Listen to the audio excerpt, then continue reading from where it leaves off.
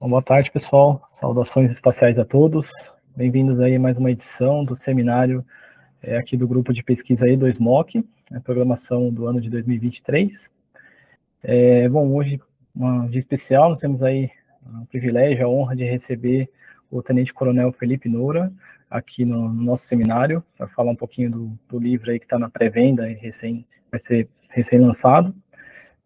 Agradeço aí a todos que estão, o pessoal do grupo, né, que já está sempre aqui, e o pessoal de fora que está pela primeira vez aqui com a gente. Então, agradeço a participação nessa tarde de hoje, né. Antes de começar, só gostaria de dar algumas, né, instruções e explicar como é que é a dinâmica, como é que funciona aqui o nosso seminário.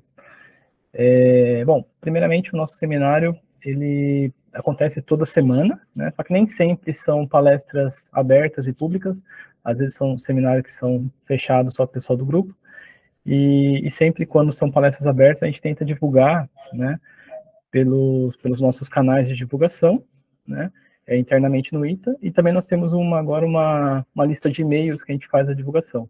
Então, quem tiver interesse de se cadastrar nessa lista de e-mails para receber as próximas palestras e saber, né, eu peço que coloque no chat aqui o nome e o e-mail, que daí a gente vai estar colocando, incluindo, né, adicionando na lista, para vocês ficarem sabendo das próximas palestras. A gente sempre tem vários palestrantes, palestras bem interessantes aqui no nosso canal.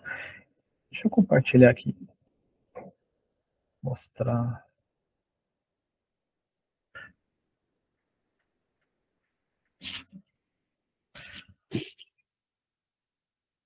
Bom, só para quem é de fora, né, não conhece, o nosso grupo é o E2MOC, que é um acrônimo para as nossas linhas de pesquisas.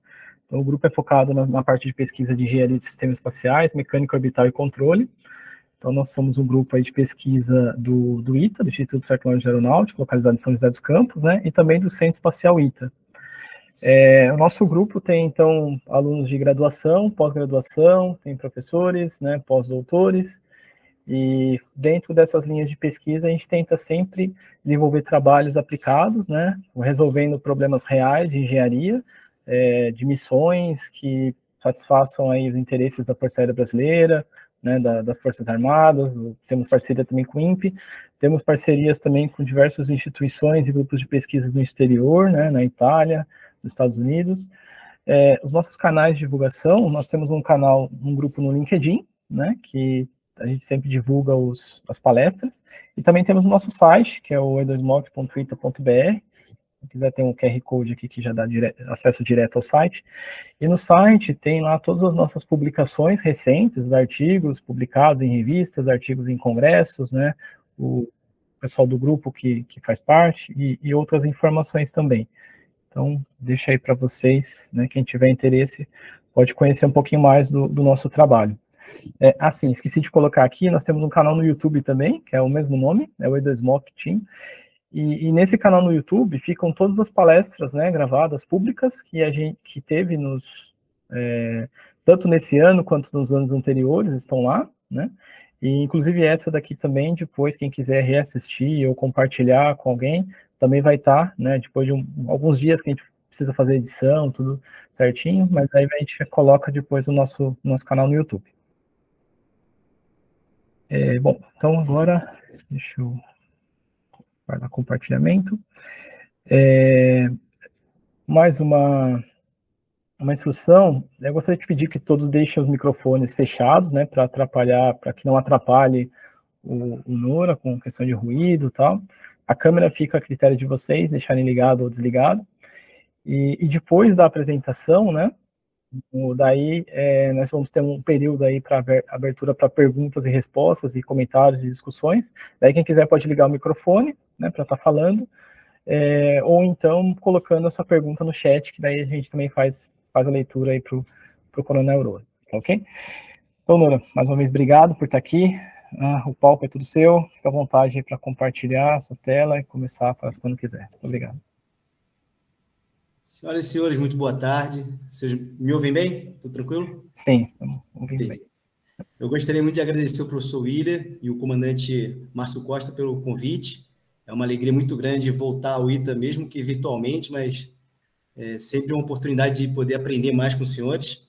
Gostaria de agradecer aí aos amigos que eu estou vendo na nossa...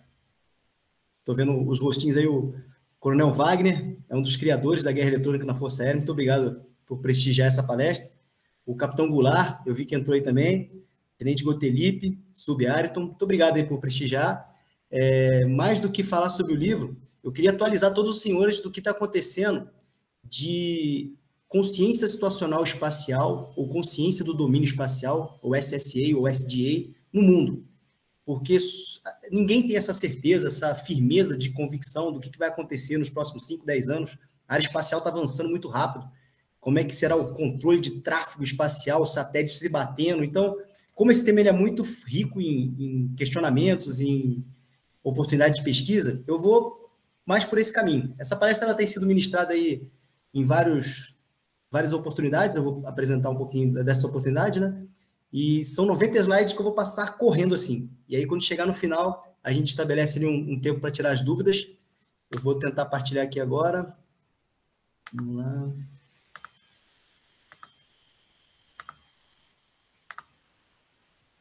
Os senhores estão vendo a página do E2Mock?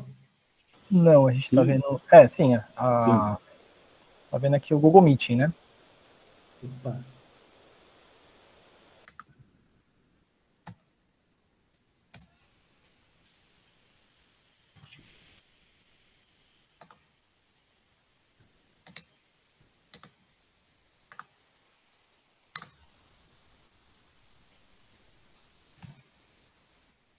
Agora vocês estão vendo a página do... Sim, agora sim. Beleza. Então, eu sou o Tenente Coronel Nora, eu me formei na academia em 99 e fui... Só um minuto. Se você puder colocar em modo de apresentação, que daí fica melhor para ver. Ele só está no PowerPoint. Ali no canto inferior direito. Do lado da ampliação ali do zoom, tem um botãozinho aqui.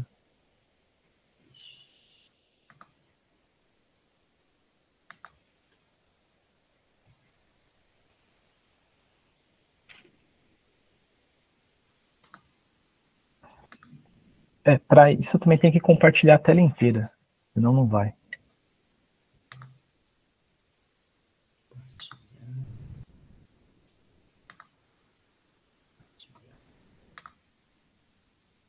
Ainda não, né? Aí tá abrindo. Não, por enquanto não.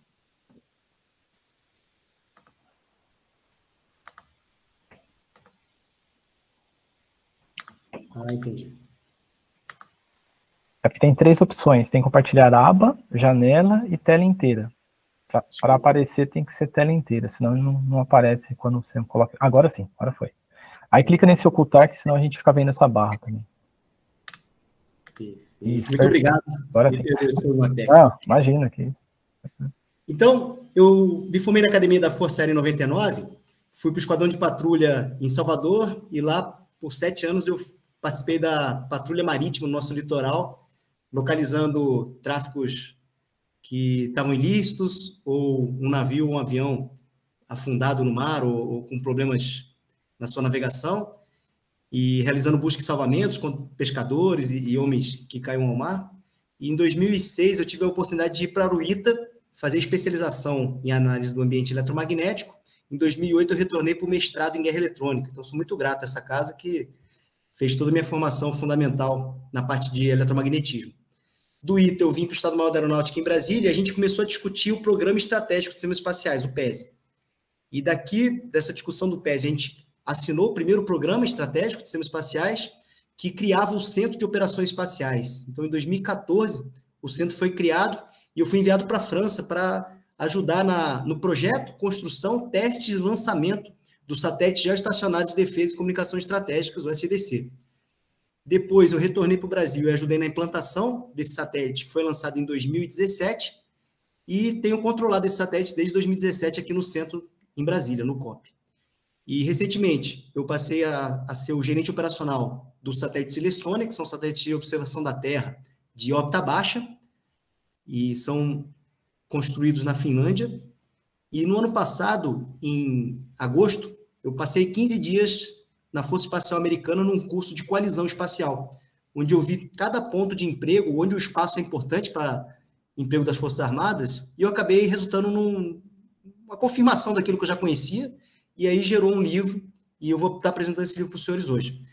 Paralelo a isso, eu tenho um canal no YouTube, onde eu apresento temas, sempre o fundamento desses temas ligados ao teatro de operação moderno, a guerra moderna, onde eu abordo guerra eletrônica, guerra cibernética, comando e controle, e eu tenho também um blog de guerra eletrônica, guerraeletronica.com. Lá os senhores vão encontrar aulas de guerra eletrônica de maneira bem simples, bem um fundamento, assim, bem um básico de guerra eletrônica, e a gente tem ferramentas matemáticas e o aprendizado com exercícios e os vídeos, né? E está à disposição também totalmente gratuito, e mais recentemente está um livro Emprego Militar do Espaço. Hoje é impossível a gente imaginar empregar uma força armada sem o espaço apoiando. E nessa palestra de hoje, os senhores vão entender e compreender todas as nuances, todas as especificidades de um emprego militar apoiado pelo espaço. Mas o espaço é um ambiente bastante robusto, não preciso nem tecer comentário para os senhores que trabalham nessa área, né? É um ambiente hostil, agressivo, temperaturas que variam de menos 100 graus Celsius até mais 100, 150 graus Celsius. A gente vê a temperatura do SGDC, esse é o satélite geoestacionário de defesa e comunicações estratégicas, comandado pela gente aqui em Brasília, Centro de Operações Espaciais. Esse é o satélite que a gente adquiriu mais recentemente, o satélite Lessônia, constelação Lessônia, o satélite da ICI finlandesa. O painel solar dele chega de menos 65 até 175 graus Celsius. Então, são ambientes bastante hostis, bastante agressivos em questão de temperatura, e a cada dia mais congestionado, a cada dia com mais lançamentos e mais objetos e detritos no espaço. E aí essa apresentação ela vem para que os senhores entendam esse conceito de empregar satélites no espaço e usar militarmente esse satélite. Todas as informações apresentadas aqui, elas são ostensivas, elas estão em algum lugar na internet. Essa apresentação ela tem, na parte de anotações, cada link da internet, cada página que foi pesquisada, e aí a gente tem o cuidado de colocar ela, porque o foco do meu trabalho, tanto no livro quanto na internet, né, no YouTube e no meu site, no meu blog, é que as pessoas que vão estudar e vão aprofundar nesses conhecimentos, eles têm um conhecimento básico ali de dizer para que serve na área militar. Às vezes a gente é muito especialista e pesquisa muito, é doutor em alguma área da ciência, mas não sabe a aplicação. Então, eu gostaria de fazer esse link entre o grande pesquisador, aquela pessoa profundamente conhecida de um assunto, com a aplicação dela básica no nosso dia a dia dentro das Forças Armadas. Para isso, eu vou passar por esse roteiro, onde eu vou mostrar as visões do espaço militar e civil, depois aprofundar um pouco na visão militar do espaço, mas sem entrar em armas no espaço, mas o que o espaço pode prover, as operações na superfície da Terra. E aí, essa necessidade de garantir a utilização das forças espaciais para apoiar as forças terrestres, surge uma nova corrida espacial. Eu vou apresentar como é que os países estão se comportando nisso. E aí, por fim, vou entrar na parte de consciência situacional e a consciência do domínio espacial. Estrategicamente, na parte mais de política e estratégia da força, eu apresentei esse mesmo trabalho no Seminário de Estudos do Poder Aeroespacial, na Universidade da Força Aérea, na Unif, no Rio de Janeiro, agora no mês de junho. E 2 semanas atrás, eu estava no Space Study Program, eu e o Coronel Duque, a gente apresentou esse mesmo tema para os alunos internacionais. Ele tinha mais de 25 nações assistindo nossa palestra. Ontem eles finalizaram esse trabalho, analisando e propondo soluções para a parte de controle do tráfego espacial, né, para o satélite, né?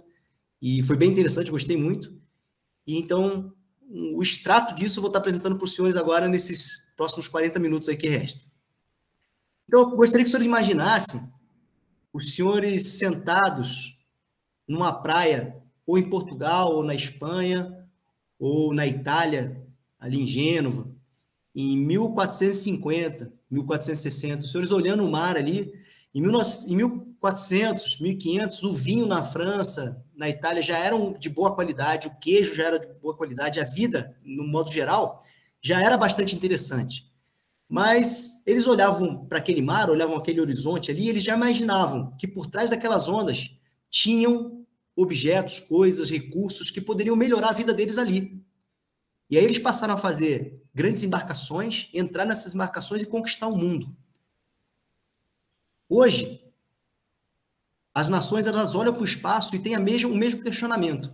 A Terra está muito boa, está muito confortável aqui minha vida, eu estou gostando muito de tudo que eu estou vivendo aqui, mas algumas nações estão olhando para o espaço e buscando esses recursos que estão fora da Terra. Algumas já estão bem avançadas nisso, outras ainda estão em dúvida se isso vale a pena ou não, mas essas duas visões, elas nos dão a necessidade de querer ou não sair da Terra. E eu comparo, então, a caravela de 1500 a nossas espaçonaves de hoje, que estão levando pessoas ao espaço. Nessa madrugada, a gente teve uma decolagem de 4 astronautas para a Estação Espacial Internacional. Então, isso está acontecendo e é uma busca do homem para recursos para melhorar sua vida dentro do seu território, dentro da sua nação. Quando a gente surge essas primeiras navegações, os europeus eles têm que estabelecer o que seria, então, uma navegação marítima, rotas comerciais e desenvolver navios. E, ao mesmo tempo, enquanto eles estavam desenvolvendo isso, paralelo a isso, para garantir que os recursos chegassem até Portugal, Espanha e Inglaterra, eles precisaram estabelecer o que seria um poder naval, uma doutrina militar de emprego desse poder naval e o desenvolvimento de armas. Muitos países não acreditaram nessa corrida pelos mares. Eu vou dar exemplo aqui dos povos árabes, que eram grandes potências, eram grandes nações. A China, em 1500, ela tinha 7 vezes mais navios que toda a Europa. E a China não foi para o mar. Ele meio que queimaram os seus navios, deixaram apodrecer para conquistar o território chinês. Enquanto os outros países que foram para o mar, eles conquistaram territórios ao redor do mundo, e até hoje, 1500 anos depois, a gente ainda tem colônias desses países europeus ao redor do mundo. E a China só agora percebeu o quanto ele errou naquela época, e ela está trabalhando pesado para que não cometa o mesmo erro em relação ao espaço. Mas a mesma coisa que aconteceu na parte naval, aconteceu com a parte aérea, o espaço aéreo, ali por volta de 1900, onde tinham que ser desenvolvidas navegações aéreas, rotas comerciais aéreas e o desenvolvimento de aviões. E, ao mesmo tempo, o avião se mostrou uma ótima plataforma para transportar pessoas, carga e também armamentos. E aí começou a nascer o poder aéreo, uma doutrina militar de emprego do poder aéreo e o desenvolvimento de armas a bordo. Eu tenho certeza que o Brasil entendeu essa mensagem. E aí, rapidamente, a gente desenvolveu uma indústria, uma escola inicialmente, né, de aeroespacial, uma escola um instituto de aeronáutica que pesquisasse isso. Esse instituto, em volta dele, nasceram institutos de pesquisa, que o resultado foi o nascimento de uma empresa, e essas empresas que apoiam essa empresa ao redor ali, criando São José dos Campos, um grande polo aeroespacial do país, e o resultado é essa aeronave, KC-390 Millennium, e o F-39 Gripen, e a gente tem uma série de outras aeronaves que apoiam a parte civil, mas eu destaco essa parte militar, e eu ressalto também por que o Brasil percebeu essa necessidade e investiu nisso, né? Eu ressalto a visão de uma pessoa em particular, o nosso querido Osiris Silva, mas toda a equipe que estava ao redor dele e acreditava nisso, acreditava nesse sonho. Imagina que lá em 1950, 1960, as coisas ainda estavam muito ainda na pesquisa da aeronáutica, de que transformar a aeronáutica e essa atividade cada dia mais segura. Imagina que ele iria propor, como é que ele ia convencer as pessoas que o Brasil, em 2023, seria uma das lideranças na construção de aeronaves no mundo? Quem que ia acreditar nisso? E hoje a gente tem lá o Brasil incomodando bastante a Airbus e as empresas, as 5 maiores do mundo ali. O Brasil está sempre inserido nessas 5 melhores empresas do mundo. Então, quem diria que o Brasil estaria nesse rol de disputa, né? Então, o Osiris Silva acreditou nisso, e eu suscito a todos nós hoje temos esse tipo de insatisfação em relação ao espaço. Hoje a gente é entre o 10º ou 15º país em importância na área espacial. Por que a gente não está entre os 5 primeiros, né?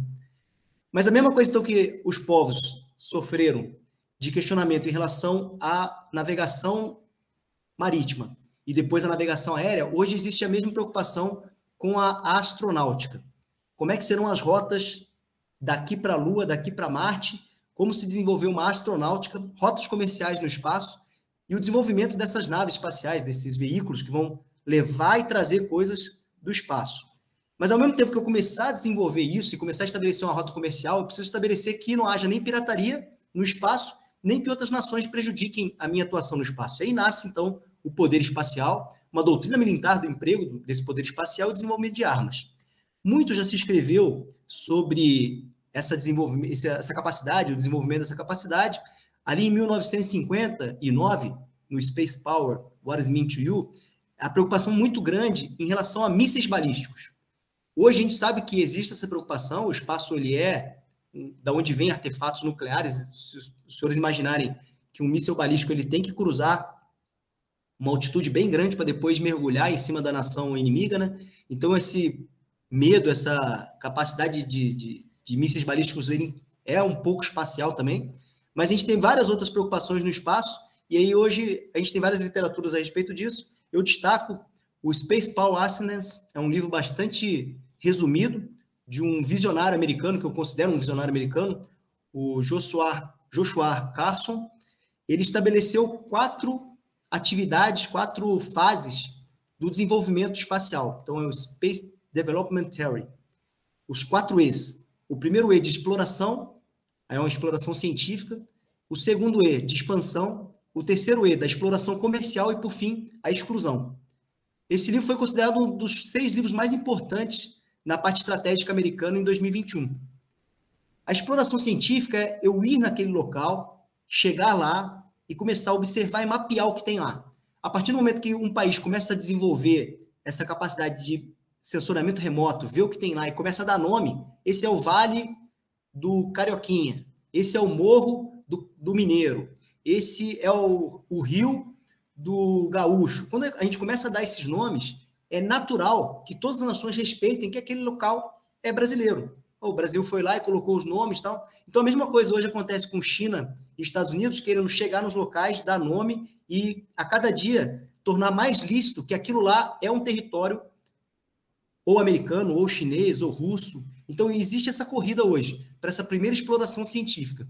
A partir do momento que tem a exploração científica, eu já sei o que tem lá e onde está cada coisa, começa, então, uma expansão, onde eu começo a ir para lá e pesquisar com mais profundidade, estabelecer rotas logísticas de comunicação de ir, voltar e permanecer naquele local. Naturalmente, vão surgir recursos, coisas que melhoram a minha vida aqui na superfície da Terra. E aí começa, então, uma exploração comercial, onde eu começo a trazer ou o combustível hélio 3, ou então um material para fazer titânio, eu começo a trazer coisas da Lua ou de Marte que vão melhorar a minha situação aqui na Terra.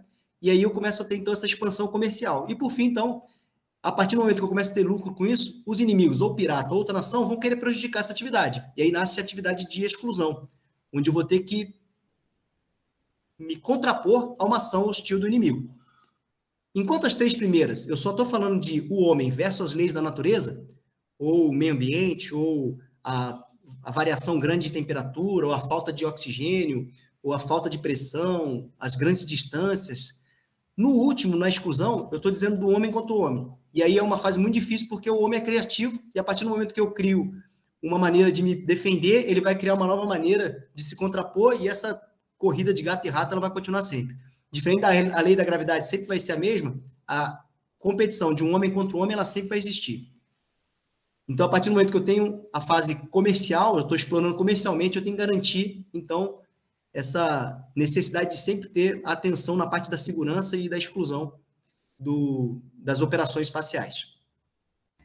Então, nasceu 2 grandes necessidades dentro dessa parte militar de exclusão na parte espacial, que uma é a militarização, que é usar o espaço para melhorar as operações militares na superfície da Terra, e outra é a armamentização, que é um termo que ainda não existe, mas ela vem do weaponization americano, que é colocar armas no espaço.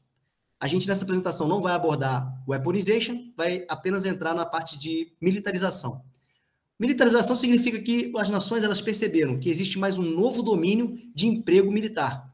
Então, os poderes nacionais eles passaram a não ter só uma tropa marítima, terrestre e aérea, uma força marítima, terrestre e aérea, mas também ter uma força cibernética e uma força espacial.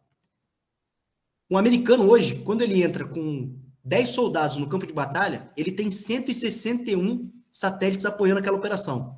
Então, são 77 de comunicação de órbita baixa, que é o Iridium, depois também 37 que são satélites de GPS, de posicionamento. Então, ele tem 161 satélites apoiando essa operação. Então, a Força Espacial se tornou vital para o emprego terrestre.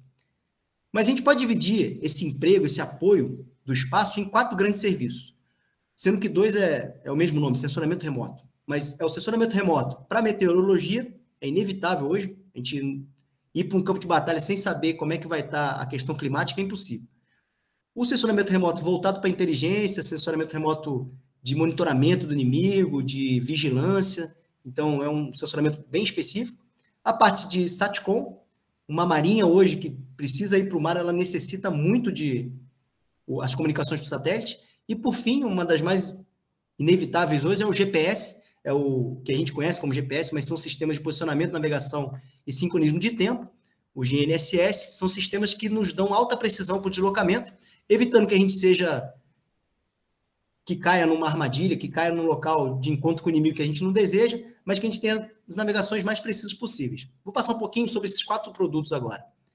Então, o sensoramento remoto, por exemplo, qualquer piloto que sai hoje, pode ser da Força Aérea ou piloto de qualquer empresa aérea, ele vai fazer uma navegação sobre o Brasil, ele olha essa imagem da direita, que é uma imagem fornecida pelo sistema GOES americano, GOES 16, é o satélite mais específico, que está em cima do Brasil. Ele está na longitude 75 oeste, como está o SDC. Então, esse satélite ele tira imagens do Brasil a cada 3 horas e a meteorologia toda do Brasil é baseada nessas fotos.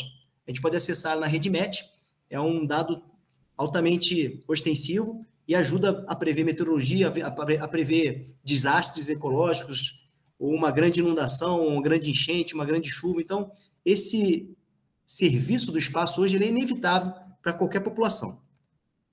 Mas a gente também tem a utilização do sensoramento remoto para inteligência, vigilância e reconhecimento. Então, o país ele consegue saber o que está acontecendo ao redor do mundo sem precisar decolar um avião ou colocar uma pessoa no campo de batalha exposta à maldade do inimigo. E dentro desse assunto, eu ressalto hoje um fenômeno muito importante e diferente, que são imagens, por exemplo, aí da Maxar e da Imagisat. A Maxar é uma empresa americana, a Imagisat à direita é uma empresa israelense de inteligência. Então, enquanto a Maxar é uma empresa de satélite, ela tirou imagens ali das forças russas se locomovendo ali no terreno na Ucrânia, e à direita a gente tem helicópteros sendo utilizados na Ucrânia. Então, essas 2 informações, elas estão hoje presentes na internet, de forma gratuita. Uma já, só a imagem, a da direita israelense, já tem análise em cima disso.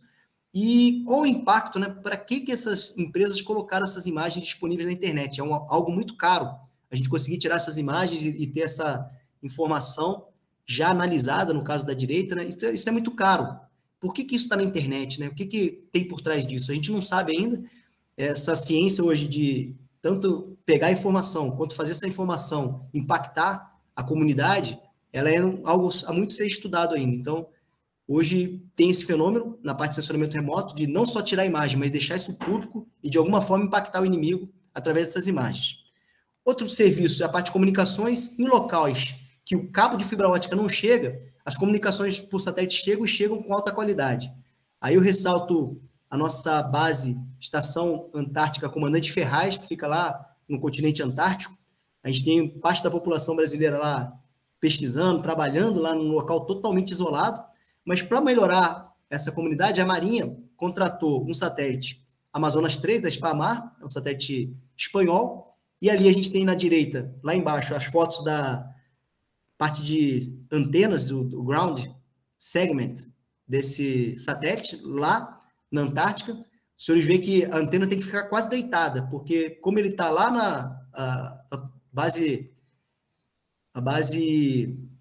Comandante Ferraz está bem no extremo do globo terrestre, e o satélite geoestacionário está bem no Equador, as antenas ela tem que estar quase deitada ali para pegar as comunicações com o satélite.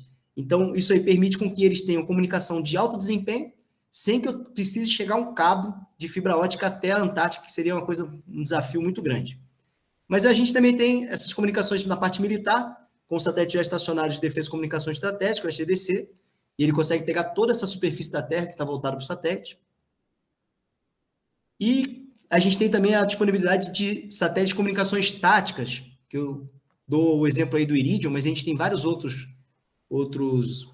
outras ferramentas, outros equipamentos da parte de comunicações táticas, onde, no caso do Iridium, a gente tem uma performance mais baixa do que os satélites geoestacionários, satélites de grande capacidade. A gente consegue ter uma taxa de transmissão com menos latência, mas ainda com pouca capacidade de desempenho. Esses satélites geoestacionários, que estão distantes da Terra, eles conseguem uma alta taxa de desempenho e a gente consegue controlar drones usando essa capacidade. Então, o Brasil contratou o Telstar 12 para fornecer comunicações na banda KU e, a partir dela, a gente consegue controlar nossos drones em longas distâncias. Então, não só o controle dele, mas também o download das imagens, da cena, né? O drone está lá próximo a uma área de garimpo ilegal. Ele está fazendo essas imagens estão subindo o satélite, descendo no centro de comando e controle para poder tomar as decisões, e aí, além do inimigo não estar exposto, a gente consegue fazer isso com alta taxa de desempenho, tem imagens de alta resolução para saber quantas pessoas estão naquele garimpo ilegal, se elas estão armadas, se elas não estão. Então, essa é uma capacidade nova, o Brasil tem explorado muito bem isso, evita de colocar o militar brasileiro numa situação de desagradável, por falta de informações, por falta de inteligência. Então, hoje a gente tem essa capacidade. E, por fim, o serviço de posicionamento, navegação e sincronismo, o GPS. Hoje, os países do mundo todos estão mirando essa tecnologia e são dependentes disso. São satélites que fornecem uma informação de alta precisão em tempo, e sabendo onde os equipamentos estão ao redor da Terra, a gente consegue saber onde está o equipamento no chão. O GPS americano é o mais famoso, mas a gente tem também o GLONASS russo, o Beidou chinês, o Galileu europeu. Mais recentemente, a gente tem o Quasi Zenit do Japão, tem o Navik da Índia, e eu coloquei ali embaixo na esquerda, né? Poxa, o brasileiro, né? Qual vai ser o nome do GPS brasileiro? Será que vai ter um GPS brasileiro? Hoje, nos nossos celulares, a gente tem ali na direita um Satellite GPS Status, né? A gente tem sensores nos nossos celulares que pegam qualquer satélite de qualquer uma dessas empresas, de qualquer uma dessas fornecedoras. Né? Dificilmente é uma empresa, normalmente tem a parte militar garantindo essa operação. E aí, esse celular, ele navega, ele pega essas informações e quem paga por ela, né? Como é que é feito esse tarifamento? Então, é bem interessante essa área e a gente tem muito a desenvolver isso no Brasil. Com um pouquinho de esforço, a gente vai chegar muito longe. Mas toda essa necessidade, essa capacidade, ela abre uma nova corrida espacial. A última nação a ganhar, a chegar a um sucesso nessa área espacial, foi a Coreia do Sul. Recentemente, em 2022, eles conseguiram lançar coisas no espaço. Mas são pouquíssimos países que conseguem acessar o espaço. Dentre eles, eu destaco ali esses 3 exemplos bons, que é a Coreia do Sul, a Ucrânia e Israel, com recursos muito parecidos com o nosso, com uma economia e uma capacidade muito parecida com o nosso, eles já conseguem fazer isso. Por que a gente não, né? Mas, dentro da quantidade de coisas no espaço, a gente veio um relatório anual da NASA, em março, eles lançam esse relatório anual, e eu comecei a acompanhar ele em 2010. Então, desde 2010, eu ouço a promessa de que esse gráfico ele era exponencial. Esse gráfico é exponencial. Mas se a gente olhava ali 10, 11, 12, 13, a quantidade de coisas no espaço, ela meio que se mantinha. E chegou ali entre 2013 e 2014, deu até uma reduzida na quantidade de coisas no espaço. E eu ficava sempre me questionando, que dia que isso aí vai ser exponencial? Que dia que isso vai ser exponencial? Até a entrada, então, do que nós chamamos hoje do fenômeno do New Space. A gente vê o Elon Musk muito agressivo na quantidade de coisas ao espaço e outras empresas seguindo o mesmo exemplo. A gente nunca imaginava que isso seria foco de uma competição de companhias, de empresas, né? A gente sempre imaginava que isso ia ficar embaixo do guarda-chuva do Estado. Mas isso aí foi esse falso pensamento, ele foi quebrado e hoje as empresas estão avançando muito nisso. Então a gente vê ali, em pontinhos azuis, são os satélites, spacecrafts, aumentando muito em quantidade. A gente já está com mais de 8 mil objetos controlados no espaço. E depois a gente tem o total de objetos grandes, chegando a 26, 27 mil. Então, esses objetos, eles são maiores de 10 centímetros, mas existe uma infinidade de objetos com menores do que 10 centímetros que a gente não consegue controlar, não consegue cadastrar, não consegue catalogar e manter o controle. Então, já surge um problema aí, né? A gente vai explorar ele aí. Mas outra coisa que eu incomodo os senhores é a questão de daqueles países todos que acessam o espaço, com exceção da Ucrânia, todos têm um plano de pisar na Lua e fazer alguma coisa na Lua e pesquisar e estudar a Lua. Então, fora a Ucrânia, todos os países estão com algum objetivo, alguma missão programada para a Lua até 2029. A partir do momento que eu começo a desenvolver essa capacidade, como eu disse lá no começo, né? A gente começou a exploração científica, a expansão. Eu preciso, em algum momento, garantir essa atividade. E aí nasce, então, a primeira força espacial, US Space Force.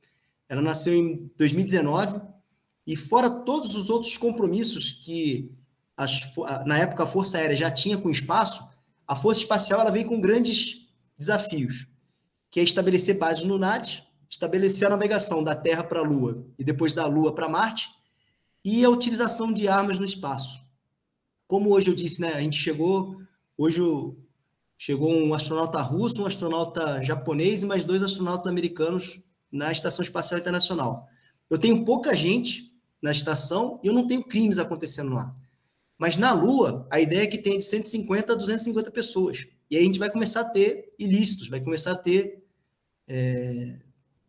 alguém infringindo a lei. E aí quem que vai manter a paz lá? O americano, ele já saiu na frente achando que ele vai ser o xerife lá da Lua, e aí ele vai ser autorizado a usar uma arma portátil lá e prender alguém, vai manter a paz lá, né?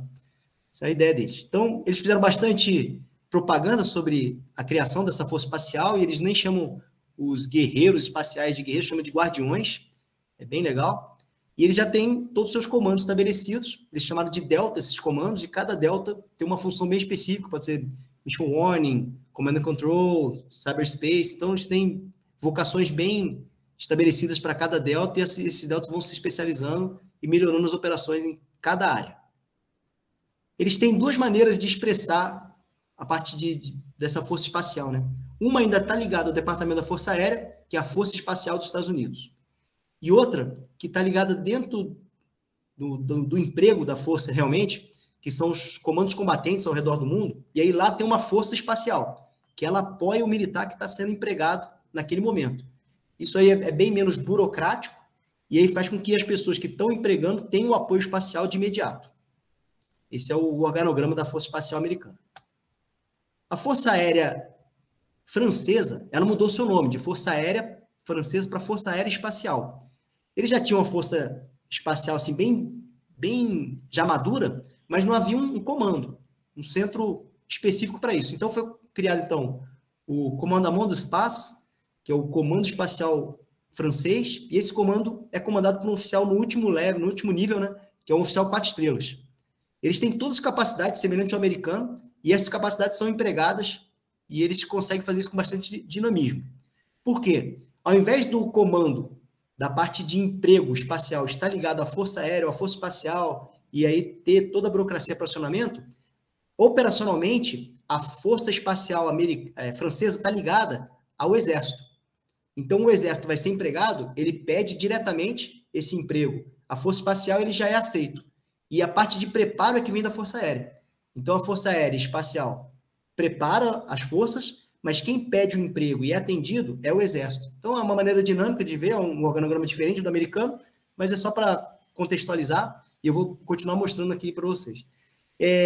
A Força Espacial criou um centro de excelência no espaço para aquisição de imagens, e esse centro fica em Toulouse, e vários militares da OTAN trabalham nesse para poder melhorar, otimizar a captação de imagens ao redor do mundo, dado que a quantidade de satélites é limitada. Uma força bastante interessante é a Força Russa. Desde 2015, eles têm uma visão militar de espaço, e essa visão militar de espaço ela está dentro da Força Aeroespacial, que aí na Força Aeroespacial eles têm a Força Aérea, a Força Espacial e a Força de Defesa Aeroespacial. Então, essas 3 forças estão dentro da Força Aérea, e lá, desde muito tempo, já eles pesquisam como impor força no espaço, né? Eu acho que a Força Espacial Russa é mais interessante, porque ela mantém a Força Espacial Americana irritada o tempo todo. Como se fosse um irmão mais novo e um irmão mais velho, eles ficam com umas briguinhas assim, de chegar próximo e afastar, chegar próximo e afastar. E aí eles ficam constantemente mantendo os americanos em alerta. Mas eles não estão fazendo nada errado. O que o russo faz no espaço está dentro dos tratados, está dentro das leis. Não existe hoje um tratado que especifica exatamente qual a distância que pode chegar, que não pode. Então, o russo fica estudando, fica trabalhando essas distâncias junto aos satélites americanos e irritando. E aí é um satélite espião russo irritando um satélite espião americano. Então, não tem um que está certo ou está errado. É uma operação deles, eles ficam mantendo eles o tempo todo irritados. Então, eu ressalto essa notícia da CNN, né? O satélite Cosmos 2542 nasceu de dentro dele o 2543. E esse satélite foi próximo ao satélite espião americano e irritou, e o presidente, o comandante da Força Espacial Americana veio a público para reclamar disso. Mas outra nação também que tem notícias bem interessantes sobre o espaço é a China. Eles dobraram os seus recursos para espaço nos últimos anos, era por volta de 4, 5 bilhões, passou a 9 bilhões, e eles reestruturaram a sua força espacial. Eles já têm pensamento de espaço na área militar desde 1989. Eles criaram no deserto de Gobi um acampamento, uma base lunar, e lá eles ficam pesquisando. Se a gente vê uma foto aí bem estilizada do local, né? É como se fosse o solo de um outro planeta realmente. E ali eles pesquisam, estudam, preparam seus astronautas. Então, essa parte de projetos e ambição chinesa para o espaço está bem aquecida. Eles também têm uma força bem dinâmica. Em vez de ter uma força espacial muito burocrática, a força espacial deles está dentro da força de suporte estratégico e elas apoiam direto as operações terrestre, navais e aéreas. Então, eles têm bastante dinâmico esse organograma, e aí um militar que está lá na força terrestre, ele pede diretamente para o comando regional e ele é atendido nas suas necessidades espaciais, quer seja de comunicação, GPS ou de sensoramento remoto. Eu achei bem legal essa parte da China de ter a sua própria estação espacial, eles estão avançando muito nisso, tem astronautas a bordo dessa estação, e isso só tem evoluído. Não é uma estação internacional, não é feita para pesquisa, para o desenvolvimento do mundo, mas sim do desenvolvimento chinês. E em 2049, eles imaginam ter uma força, uma frota espacial de guerra, uma frota realmente, uma força espacial de guerra no espaço. Eu fiz essa brincadeira com Star Wars, e em 2049 eles comemoram 100 anos da independência, da Revolução Chinesa. Então, eles têm essa proposta aí, e quando a gente estuda as estratégias, a gente compara a estratégia chinesa e a estratégia americana, enquanto a estratégia americana é para o bem da humanidade, buscar ser um ser humano melhor, melhorar todo mundo, a China ela tem um objetivo bem descrito, bem claro. Eles querem superar economicamente os Estados Unidos, eles querem ser a liderança no mundo, e para ser liderança no mundo, eles têm que conquistar o espaço. Então não tem a ver com melhoria da humanidade, nada, eles querem superar os Estados Unidos. E dentro disso, então, nasce essa ideia de olhar para o espaço e ter a garantia das operações no espaço com segurança. E aí surge, então, o Space Situational Awareness. Space Situational Awareness ainda não tem uma definição clássica, é um conceito ainda que está sendo estudado por muitos países, mas a gente vê aqui acho que uma das primeiras definições, né, é o conhecimento e caracterização de objetos espaciais e seu ambiente operacional para apoiar atividades seguras, estáveis e sustentáveis. Aí depois um documento da Organização do Tratado do Atlântico Norte, da OTAN, onde a gente tem o fornecimento de compreensão dos riscos e perigos das operações espaciais seguras e eficazes. E depois um documento americano da Força, não é da Força Espacial, mas é das Operações Conjuntas Americanas. Conceito estacional espacial é o conhecimento fundamental, atual e preditivo necessário para a caracterização de objetos espaciais. E no Brasil a gente tem alguma coisa na nossa doutrina básica, também totalmente extensiva, que é o gerenciamento e vigilância do tráfego espacial, GVTE, que é uma ação que consiste em empregar meios aeroespaciais e de força aérea para detectar, identificar e acompanhar plataformas espaciais acima da linha de Kármán. Então é uma definição e a gente tem crescido muito essa informação e amadurecido essa ideia. Mas nesse documento mais novo aí da Força Espacial Americana, o Space Power, seria a doutrina espacial americana, o termo SSA nem aparece. Eles já começam a suscitar, a olhar para um outro termo, que é o SDA, que é o Space Domain Awareness. Então, o Space Domain Awareness, enquanto o SSA está buscando uma operação segura, apenas que os objetos não colidem um com os outros, o SDA, o Space Domain Awareness, ele está preocupado com a identificação, caracterização, conhecimento efetivo. Quais são as intenções daquele satélite, daquele objeto no espaço, e se ele vai poder prejudicar ou não, batendo ou buscando informações, ou qualquer outra intenção que ele tenha.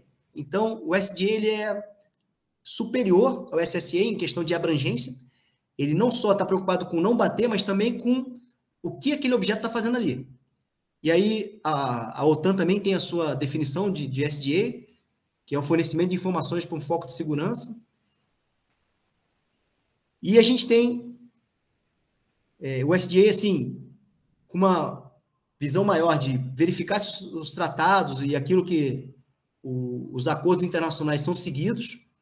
Dentro disso também não tem só a parte do espaço, mas o clima espacial, o quanto o Sol e as outras radiações que vêm do universo, elas prejudicam a operação e elas estão focadas na proteção de operações militares do interesse nacional. Um general americano, ele falou que o espaço não é que ele apoia as operações militares, ele é as operações militares. Ele não poderia nem ir para um conflito sem o apoio militar. E esse militar, o general Kurt Steiner, ele foi um dos responsáveis pela operação Tempestade no Deserto. Então, o SDA, ele não está preocupado só com a colisão de objetos, só com a trajetória, mas também com detectar, rastrear, identificar, caracterizar aquele objeto, qual a intenção daquele país, daquela nação que colocou aquele objeto no espaço, analisar e gerar aviso de ameaça, de alerta, e integrar a exploração desses dados.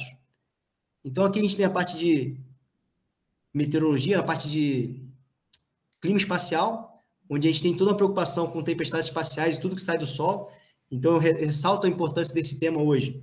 A gente tem percebido, monitorando o Sol, que há um aquecimento desproporcional do Sol, há uma emissão eletromagnética acima do que a gente esperava para os próximos anos.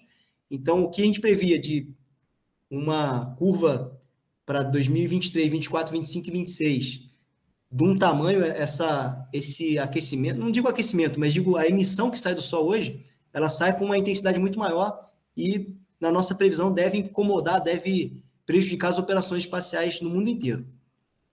Então, esses gráficos, eles são constantemente mostrados para a gente analisa diariamente eles e recebe alerta quando há alguma coisa fora desses gráficos dashboard da NOAA, onde a gente tem tanta parte de UKP, que são informações que institutos no mundo inteiro captam de comportamento do Sol e tentam prever o que vai acontecer em questão de atividades solares nos próximos dias ou minutos, né? E aí, dentro do site da NOAA, já tem a recomendação para cada tipo de satélite, o que fazer no caso de uma tempestade solar, e a gente tem vários níveis de tempestade solar, então é importantíssimo para a consciência situacional a gente acompanhar todas as informações. No mundo inteiro, para manter a questão de posicionamento e essa movimentação e alertas de aproximação dos satélites, os Estados Unidos ele tem uma rede e, recentemente, o Brasil, em 2018, teve um acordo de compartilhamento de dados, então a gente recebe os dados dessa rede. Hoje chegou no Brasil uma militar da Força Espacial Americana para trabalhar conosco aqui, e em breve a gente vai ter um militar, um major, operando e trabalhando dentro do Centro de Operações Espaciais americano. Para fazer esse tipo de trabalho, eles têm sensores ópticos e radar. Esse é um exemplo de um sensor óptico. Ele fica filmando e olhando para o espaço o tempo todo e vai detectar o satélite e vai gerar uma informação de posição desse satélite. E tem também os radares. Aí a gente tem que emitir e receber ondas eletromagnéticas dessa emissão. A gente tem diversos tipos de radares, então diversos tipos de radares e telescópios. E tem também os sensores embarcados. Então, os satélites que são feitos para detectar outros satélites estão em órbita e estão gerando esse tipo de informação. Essas informações elas são centralizadas no centro e espalhadas para o mundo inteiro, e existem vários países que trabalham essa informação. Por exemplo, Estados Unidos, o Reino Unido, Canadá, Alemanha, Espanha, França, e o Brasil está entrando nesse time que tem sensores e que trabalha essa informação. Então, a gente primeiro passo foi assinar um acordo de compartilhamento de informações. Então, foi assinado em 2018 entre o Ministério da Defesa brasileiro e o US Spacecom. E aí, a partir desse momento, a gente teve, então, acesso a essas informações com mais qualidade. A Força Espacial Americana, ela sempre nos recomenda, sempre nos agradece, porque a gente faz perguntas, a gente meio que incomoda eles assim, com perguntas que nenhuma outra nação faz. Então, os nossos técnicos brasileiros que trabalham no centro, e eu expando isso para qualquer técnico brasileiro que trabalha no INPE ou no ITA, tem um questionamento, a satisfação, sempre busca uma perfeição, um nível de excelência que os outros países, nem todos têm esse mesmo questionamento. Então, nós avançamos muito na análise de conjunção, suporte para anomalias, esse LCA, né, que é o Launch Conjunction Assessment. O Brasil consegue fazer isso com boa qualidade hoje, e o americano faz conosco também, e a gente verifica o trabalho deles e eles verificam o nosso. Tivemos um curso do Global Space Situation Awareness, e eu vou mostrar algumas coisas que a gente avançou nessa área nos próximos slides, e participamos de treinamento, e são operações militares simuladas, o Global Sentinel 2019-22 e o Vulcan Guard. E tudo isso é uma intenção, é uma orientação, é um plano estratégico que está dentro do PES, que é o Plano Estratégico de Sistemas Espaciais. Hoje, a gente tem ele assinado em 2012, uma atualização em 2018 e atualmente, em 2023, a gente está atualizando esse programa. Essa é a nossa sala de consciência do domínio espacial, consciência de situação espacial, onde os senhores veem ali na esquerda, aquilo que eu falei, de monitorar o Sol o tempo todo. Ao centro, a gente tem os satélites brasileiros e tudo que se aproxima dele, e à direita já a análise de tudo que vai chegar próximo dele, qual a probabilidade de colisão e qual a distância que vai passar. Então, essa sala ela é guarnecida durante o tempo todo, e no futuro a gente vai ter a parte de todos os telescópios sendo controlados ali na esquerda, o time de análise fica aqui atrás, no SSA Team, o DCO, eu vou explicar mais na frente o que é, e ficaria no centro, e à direita a parte de análise, onde a gente tem a parte computacional nossa mais forte. Então, como eu disse, a gente participou do exercício Global Sentinel em 2019, nos Estados Unidos, e lá a gente viu o Coronel Duque, ele que está na esquerda, ele é o chefe dessa sala, e a gente, com a presença dele lá, a gente aprendeu e estabeleceu as estratégias para os próximos anos. Agora, em 2022, a gente retornou para lá, e o nosso time foi bastante elogiado. O Space News fez uma matéria sobre o nosso time, de todo dia chegar lá cedo e os grupos se reunirem perto da nossa estação, porque a gente tinha automatizado uma série de trabalhos. Então, enquanto os times estavam chegando para operar, o nosso computador já tinha feito toda a análise de conjunção daquele dia, e ele gerava alertas e gerava uma tradução do que o espaço ia acontecer no espaço naquele cenário, naquele dia, e alguns países iam lá com a gente e pegava esse bizu aí, pegava essa informação das nossas automações, né? Então, a gente vê ali na esquerda o Tenente Nogueira, que passou pelo E2MOC, acho que em 2021 ou 20, o Major Igor, e aqui na direita a comandante Patriciara, que é a chefe de controladores aqui em Brasília.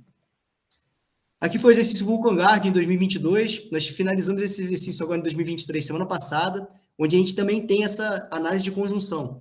Então, os satélites estão operando, estão fazendo imagens, e nesse exercício a gente coloca o seguinte problema, assim, o seguinte problema militar. O satélite está fazendo uma imagem, essa imagem vai salvar pessoas, mas ao mesmo tempo o satélite está sendo ameaçado por um outro satélite que vai colidir com ele, vai prejudicar as operações, pode até sumir com esse satélite. Qual seria a definição, qual seria a solução estratégica, política para esse problema? Então a gente vai gerando esse tipo de cenário e vai apresentando para os oficiais generais, americanos e brasileiros, eles vão decidindo. É um exercício bastante rico de soluções e lições aprendidas. E aí, por fim, essa imagem também, todos os exercícios que eu falei anteriormente, se os senhores colocarem lá, Global Sentinel, Vulcan Guard, vai estar na internet todas as informações desses trabalhos, e o último é o curso do Joint Commercial Operations. Na verdade, o Joint ele é um pouquinho maior esse nome, é uma força conjunta espacial, onde o americano percebeu que ele precisa abrir as informações para o público, pode ser tanto militar quanto comercial, como civil, e aí precisam que muitas pessoas contribuam para esse Joint Commercial Operation, dessa informação compartilhada das Forças Armadas com o meio civil, com as indústrias, as companhias, os observatórios. Então, quanto mais gente compartilhando, melhor e mais preciso ficam as previsões, o cálculo de órbita, e aí melhor e mais seguro vai ser esse controle de satélites espaciais. Então, eles perceberam isso, criaram o DCO ministra essas instruções. Então, esse ano, nossos 3 militares, o Major Igor, o Tenente Nogueira e o Capitão Felipe, fizeram um curso lá, e em breve a gente vai ter um instrutor formado pelo DCO, podendo ministrar curso aqui no Brasil. Então, a gente começa a ser uma liderança, não só no Brasil, mas na América Latina, na América do Sul, de forma a propagar o que seria um comportamento responsável no espaço e preparar outros times para terem o mesmo comportamento nosso. Então, esse é o DCO, e a gente tem avançado muito nessa área.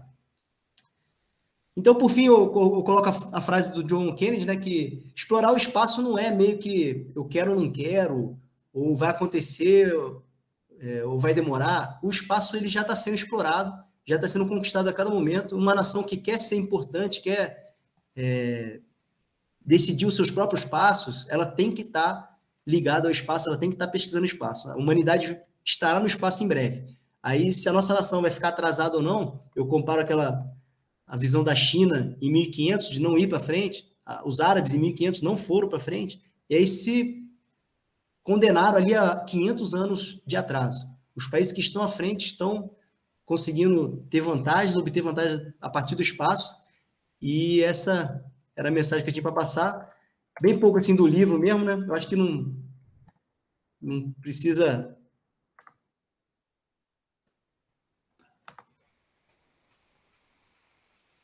Deixa eu ver aqui. Parar a apresentação. Bem, então era isso que eu tinha para dizer. Muito bem, Fernando. Muito obrigado aí pela apresentação, excelente apresentação. Gostei bastante mesmo. Eu esqueci, na verdade, até estava conversando aqui com a Liana, esqueci de me apresentar no começo, porque tem muita gente fora, né? Eu sou o professor Willer, do Departamento de Sistemas Espaciais do ITA, dou aula no curso de graduação e pós-graduação. Minhas áreas de pesquisa, eu estudo bastante a parte de controle de satélites, né, e mecânica orbital, atuando também um pouquinho nessa parte de SSA, SDA, um pouquinho também em engenharia de sistemas espaciais. Tenho atuado bastante na parte de formação em voo de satélites e constelações. Atualmente eu estou fazendo um pós-doutorado aqui na NASA de Goddard, estou em Washington, D.C., no momento. E, bom, esse é um pouquinho de mim. E, além de mim, né, na coordenação do grupo de pesquisa E2MOC, nós temos a professora Liana, que está aqui com a gente, e o professor Márcio Costa, que infelizmente não pode estar presente hoje. Então a gente aí leva esse grupo aí, faz esse trabalho. Bom, pessoal, então gostaria agora de abrir para as perguntas para o Coronel Noura. É verdade, é Thaís, desculpa. A Thaís, que é minha doutoranda, ela também ajuda na coordenação do grupo. Obrigado, Liana. Então, eu gostaria de abrir agora para as perguntas. Quem quiser fazer alguma pergunta para o Coronel Noura, um comentário, fica à vontade. Professor Fabiano, por favor, fica à vontade. Boa tarde, William. Meu nome é Fabiano, eu sou aqui do INPE, e trabalho aqui na divisão de mecânica espacial e controle. Na verdade, eu achei bem interessante a apresentação que a Coronel Noura. A gente aqui da área mais civil, a gente não tem muito conhecimento mais desse lado, digamos, militar, né, do espaço, a visão, né, uma visão militar do espaço. E então, para mim, foi bem interessante, essa apresentação. Eu tenho só duas perguntas. Em relação, o Tenente Coronel comentou que o COP, se eu entendi direito, né, o COP está usando os dados da NOAA para clima espacial, é isso? A questão do clima espacial? Sim, e é o dashboard da NOAA que está aberto ao público. A gente não tem nenhuma ligação direta com a NOAA que privilegiasse a gente, mas tem o time do nosso time e o time do INPE que trabalham junto. Eu esqueci exatamente a sigla. É o Embrace? O Embrace, sim. Eles trabalham juntos. Eu ia comentar exatamente do Embrace, porque o Embrace ele faz não é bem um laboratório, é um centro operacional, na verdade, né, de monitoramento do clima espacial. que fazem previsões também, eu acho que acredito que seria muito útil para vocês aí ter um contato maior com ele. Bom, já tem, né, na verdade, mas eles podem dar um suporte muito bom para vocês, acredito. Sim, e assim, uma novidade, né? A gente comprou 2 satélites da Finlândia que ele tem magnetometers. Então a gente vai começar a ter informação desses magnetometers dentro do nosso satélite que vai poder contribuir muito com os trabalhos do INPE. Para a gente mesmo, pouco importa, que a gente não é muito nosso foco. Mas para os senhores acho que vai ser uma boa troca. E aí precisamos conversar de novo agora, porque até então a gente não tinha essa capacidade, mas a partir agora de setembro, a gente assume esses 2 satélites e essas informações de emissões solares vão ser muito importantes. A gente vai estar gerando essas telemetrias e não tem para quem entregar, né? Então, ok, não, com certeza o pessoal vai se interessar, com certeza. A minha outra pergunta era em relação, era no finalzinho da sua apresentação, eu acho que eu não peguei direito, você comentou da DCO, né, e a questão da responsabilidade na utilização do espaço. Porque, bom, o espaço, né, é cada vez mais congestionado, né? E agora com essa utilização comercial, com as mega constelações, tem o perigo de uma colisão e aumentar o número de detritos, aumenta cada vez mais. Eu acho que naquele gráfico que você mostrou, que tem um número que vai aumentando o número de objetos espaciais ao longo do tempo, né? Aqueles spikes lá, né? Aquelas subidas, eu acho que foi destruição de satélite em órbita, né? Então, quer dizer, um satélite colidindo com o outro, se isso se generalizar, você pode tornar inviável aí várias órbitas, etc., né? E tornar inviável até a utilização de várias órbitas, né? E aí eu fiquei, eu acho que eu não capturei direito, esse DCO, ele é exatamente o quê? Ele é um... Então, o DCO, ele é uma organização da Força Espacial Americana. Ah, tá. Então, como eles estão dentro da Força Espacial Americana, dentro dessa estrutura, tem muitos civis trabalhando lá. Mas é uma organização dentro da Força Espacial Americana, uma força combinada especial para ter acesso aos sensores americanos todos e compartilhar essas informações desses sensores com outros países amigos.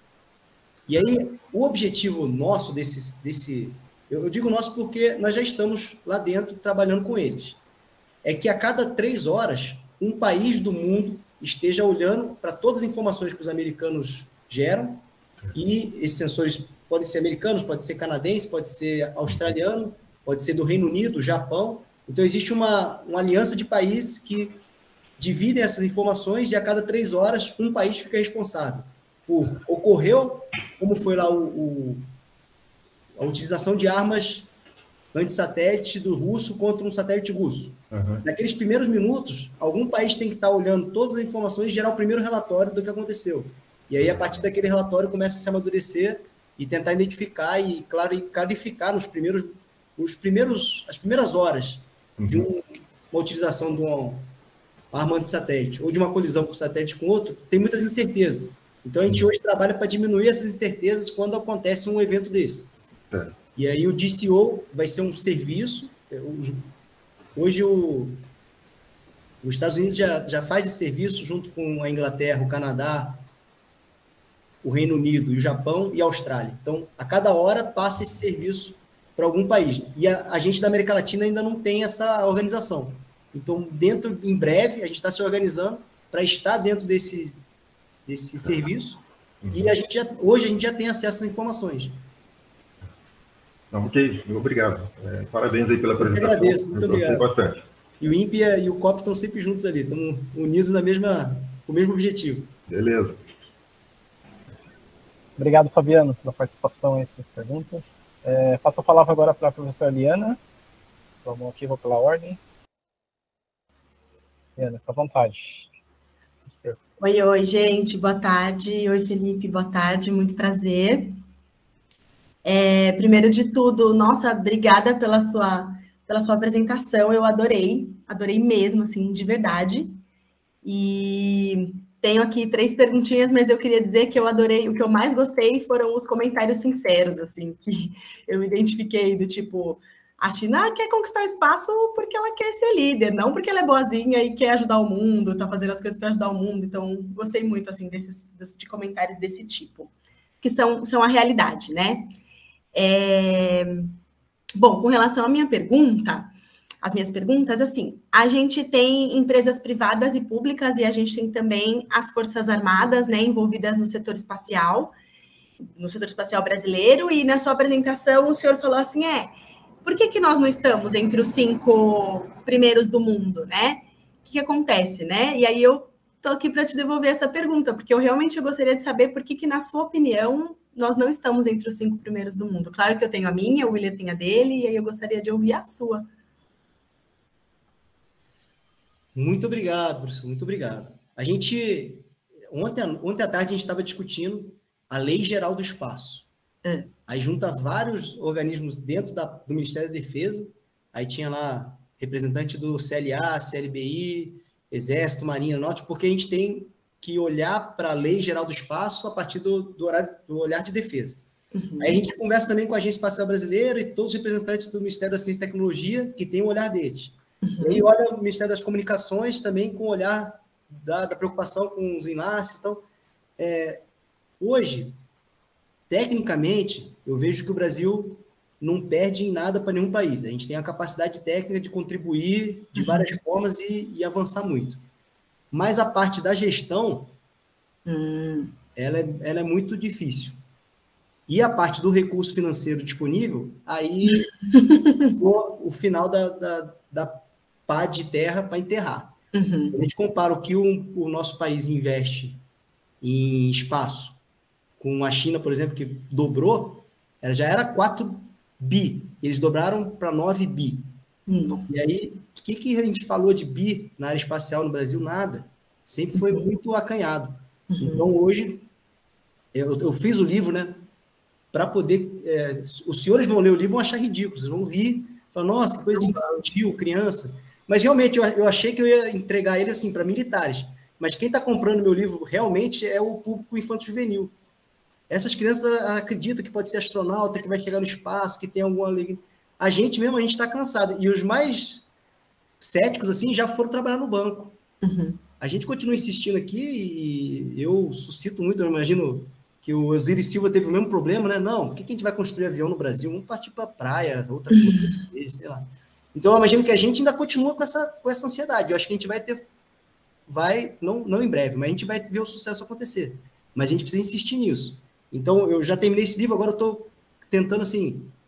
Eu vi que as crianças têm sonho ainda de ser astronauta, de pesquisar coisas fora, tem um monte de dúvida quando a gente olha para o espaço e tanta coisa que a gente não sabe, né? Então, explorar isso agora para tentar suscitar nessas gerações que vêm essa vontade de pesquisar o espaço e o quanto o espaço traz de benefício para a gente que vive na Terra. Então, eu tenho essa insatisfação. Tecnicamente, eu passei um tempo na França com técnicos brasileiros e vi todos surpreenderem, assim, todos em suas áreas tiveram contribuições e isso melhorou o projeto do Spacebus 4000 francês muito, que cada um percebeu um erro, cada um percebeu uma falha e foi melhorando aquele produto que a França tinha. Então, hoje a gente trabalha com o finlandês e a gente vê a mesma coisa. Caramba, no Brasil a gente poderia ter avançado muito se isso fosse feito no Brasil, né? Mas por que uma empresa finlandesa ganhou uma licitação de um satélite brasileiro e a gente no Brasil não ofereceu nenhuma proposta para as Forças Armadas de um satélite brasileiro? É a questão da gestão, que nem é só da parte de Estado, governo, mas também das empresas que não buscam investir ou não buscam competir no mercado mundial com esses produtos. Então, é os dois. E aí, uma lacuna grande, mas eu mantenho a esperança, mantenho forte nisso.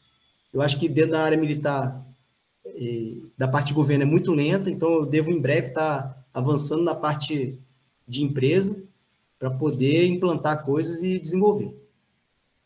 O spoiler. Não, legal. É bom ver que a gente não está sozinho, né, William, nesses sonhos e nessas buscas. Obrigada pela resposta. E aí, com a sua resposta, eu fico até à vontade para fazer a próxima pergunta, que eu até estava em dúvida se eu faria. claro, né? Todo mundo sabe que o que falta é investimento financeiro. A gente vai sempre reclamar da falta de investimento financeiro. Se a gente conversar com a galera da NASA, eles vão falar que falta investimento financeiro do governo ali também. Tá todo mundo sempre reclamando do investimento financeiro, né? E aí eu queria saber, assim, porque aqui no Brasil a gente tem as empresas privadas, a gente tem as empresas públicas, os institutos públicos, as instituições, as universidades, tal. A gente tem as Forças Armadas também envolvidas no setor espacial brasileiro. Eu queria saber se o senhor acha mais importante, nesse momento que a gente está agora, um investimento público ou um investimento privado no setor espacial brasileiro para a gente alavancar, já que a parte técnica a gente sabe que a gente não é deficiente? Assim, eu estou estudando isso e eu tenho muitas dúvidas, né? Eu não tenho muita certeza nisso, não é muito a minha área, a parte orçamentária. Mas, por exemplo, eu descobri que a gente tem um recurso gigantesco para encomenda tecnológica e a gente não tem disputa.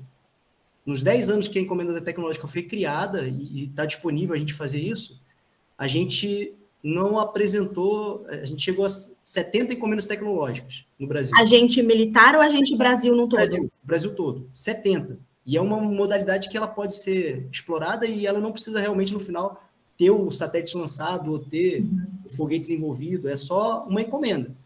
E o problema dela é que ela exige que a área governamental, a área Estado, fale com a empresa e fale com a universidade. Então, como eu apresentei para os senhores a parte de radar, e eu vejo que no Brasil tem qualidades em radares, mas sempre olhando para a parte aérea, eu estou desenvolvendo uma encomenda tecnológica onde o COP, o centro, ele vai criar os requisitos.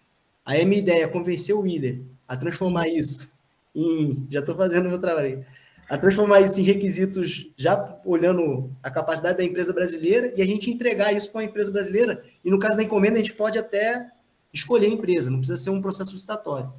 Então, depende de eu convencer o meu chefe, aí o Will convencer o chefe dele, então eu vou propor isso aí em breve. Mas, realmente, dinheiro, recurso, eu não vou dizer que não tem, porque se a gente está fazendo estádio, e está fazendo tanta coisa extraordinária no Brasil, é só questão realmente de alocar e convencer. De prioridades, né? Eu estou trabalhando nisso hoje.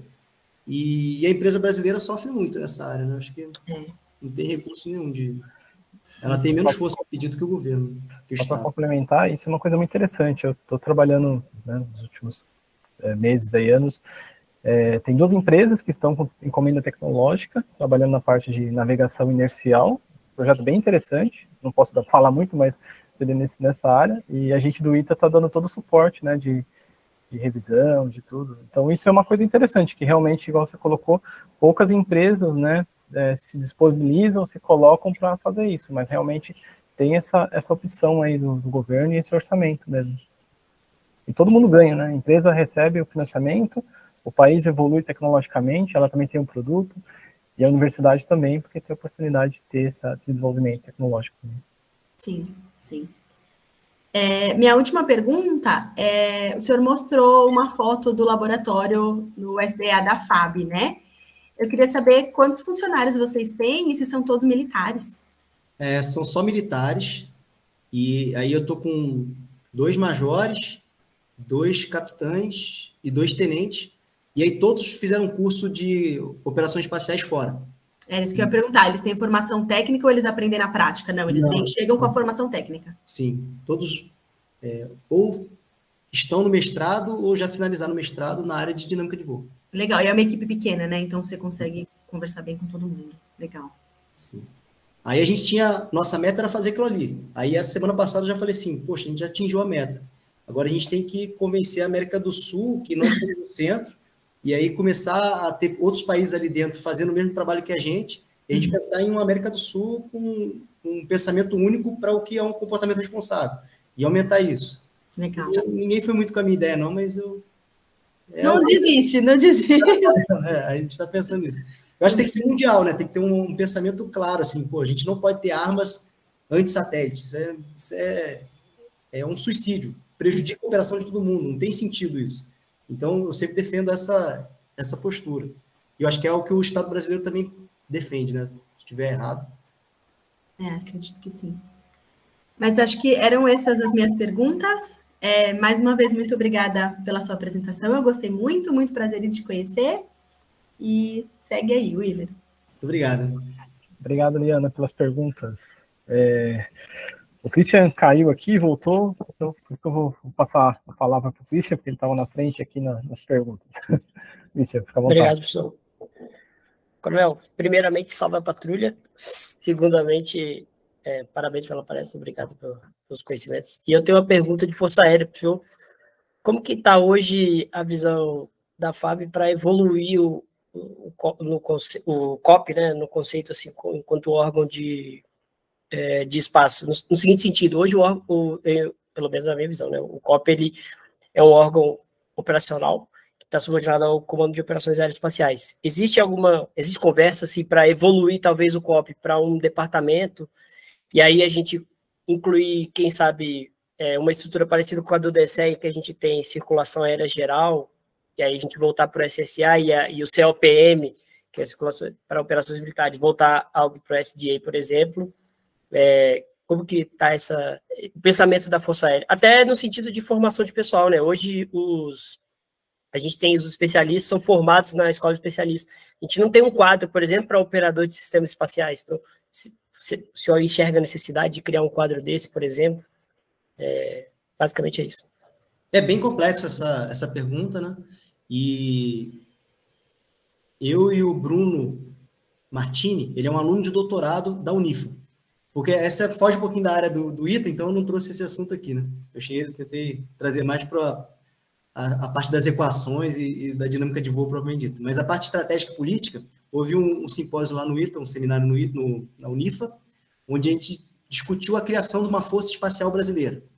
E aí os franceses foram lá e contaram a história deles, como é que foi na França, os americanos, como é que foi nos Estados Unidos. E aí eu apresentei a nossa visão até onde a gente tinha chego, né?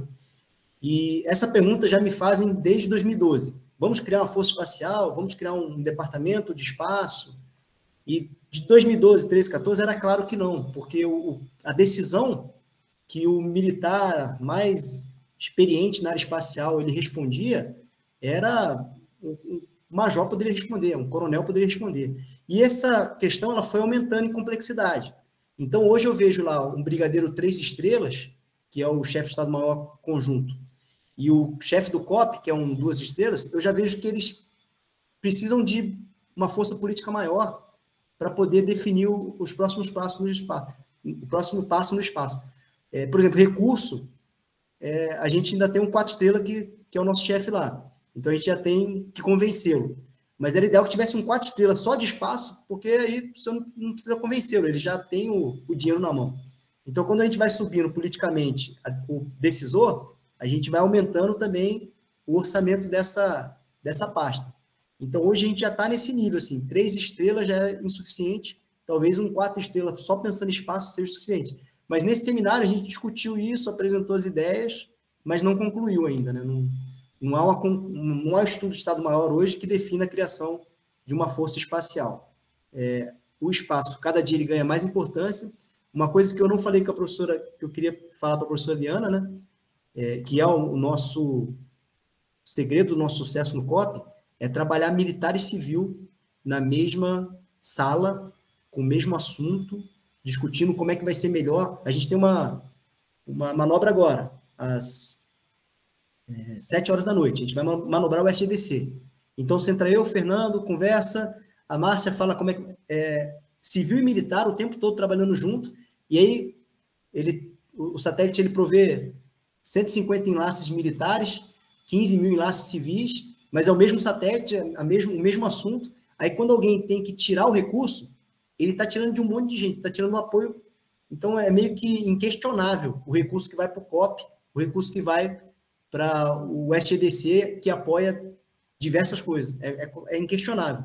Então, quando a gente começa a ter sistemas duais, que apoia militar e civil, tanto o civil se calça na gente, que é algo do Estado, que está combatendo a mineração ilegal, combatendo o desmatamento, combatendo o tráfico de drogas, e aí o civil também tem um atendimento ao hospital, atendimento a universidades, escolas. Então, essa soma de qualidades, de capacidades, ela faz com que o projeto seja meio que inegável.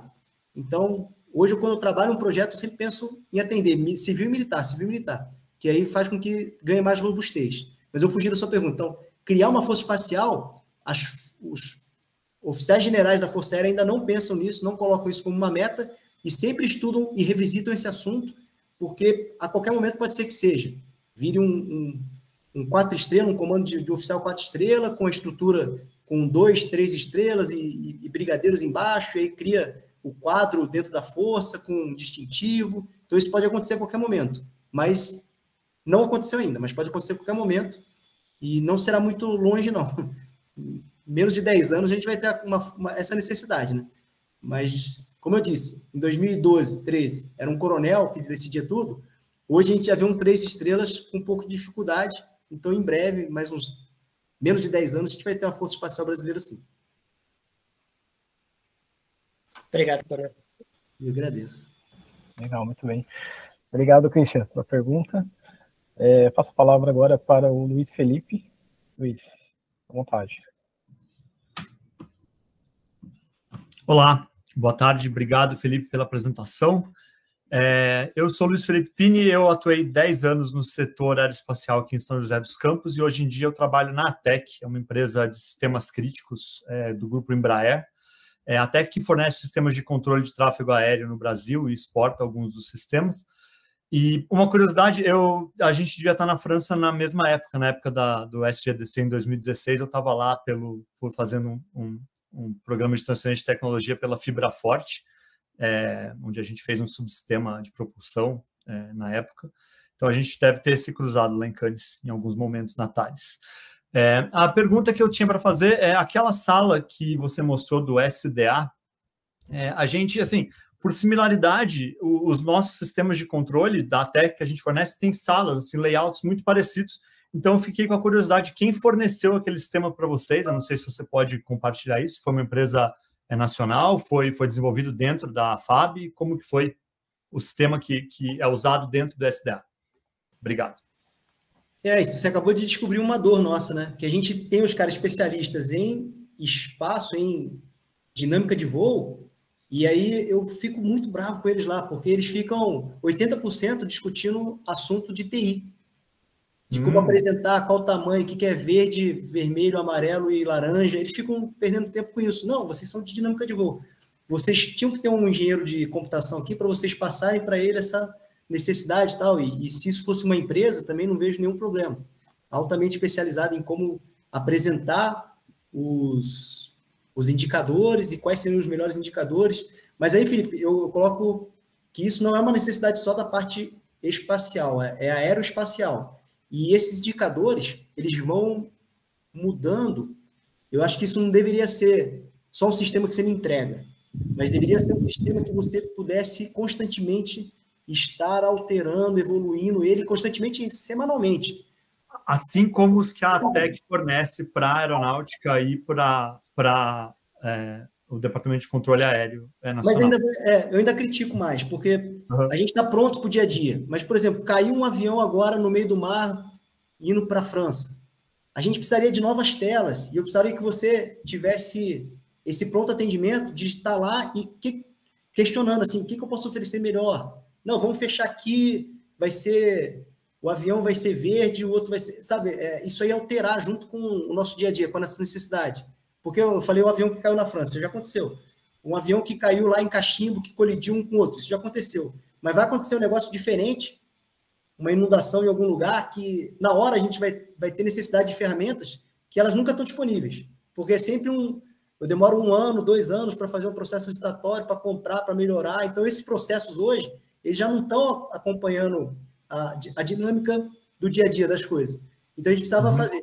E quando eu falo, então, para espaço, que aí está mais dinâmico ainda, aí as ferramentas que são vendidas para a gente, elas são muito inadequadas já. Só que faz com que o meu sistema, meu pessoal, o meu time lá de 8, que são altamente especializados em dinâmica de voo, tem que trabalhar TI. E aí é uma dor que a gente tem. Você acabou de descobrir. E se você tiver a solução, a Força Aérea vai ficar muito contente. Bom, eu e o Marco Fidos, que somos da ATEC, a gente vai deixar nosso cartão virtual com você. Então, qualquer coisa, a gente marca uma conversa. Sim, vindo para Brasília. Eu vou estar em São José dia 27, né? Eu não falei do livro, vou falar do livro de novo. Eu vou estar no lançamento do livro aí dia 27, no Simpósio de Guerra Eletrônica, Simpósio de Aplicações Operacionais, no CIG. E eu vou estar na região aí, se a gente puder sentar. É dentro do ITA? É dentro do CTA? É no ITA, de 26 a 28 de setembro. Tá. Eu sou baseado em São José, o Marco também, então a gente consegue ir se precisar. O CIG é no ITA, eu vou estar lá também. Eu estou iniciando o doutorado aí no ITA, trabalhando com guerra eletrônica e inteligência artificial. E eu vou estar no CIG também. Se a gente tiver essa solução de uma coisa que seja... garanta esse dinamismo, que eu possa continuar informando para vocês as minhas necessidades, vocês alterando, e é isso semanalmente ou mensalmente mudar essa aparência, esse cenário, porque a gente está evoluindo muito rápido. Eu não vou dizer para você, nos próximos 5 anos eu preciso disso aqui. E também, assim, você não tem a fotografia do que vai ser daqui a 5 anos, né? Isso. Você está construindo isso também, então precisa desse dinamismo processo constante. Só que se a gente conseguir também depois exportar isso para o aéreo, para logística... Ou integrar, né? Integrar com os sistemas lá, com os sistemas de planejamento, né? Que já existem e tal. Outro desafio, integrar outro desafio. Para que eles possam acessar esses dados em tempo real nos sistemas deles, né? O DEACOM. Maravilha. Vai. Obrigado. Excelente. Felipe, obrigado pela resposta. Acho que era isso. Obrigado. E se você puder mandar uma cópia dessa apresentação em PDF aí, pô, é muita informação. A gente tem que ler aos pouquinhos ali, pesquisando na internet, absorver tudo ali. Eu preparo sim. Deixa eu pôr o link embaixo ali, fica mais fácil para vocês. Maravilha, obrigado. Obrigado, Felipe e Marco, pelos comentários. O CIG, né, é o Simpósio de Aplicações Operacionais na área da defesa.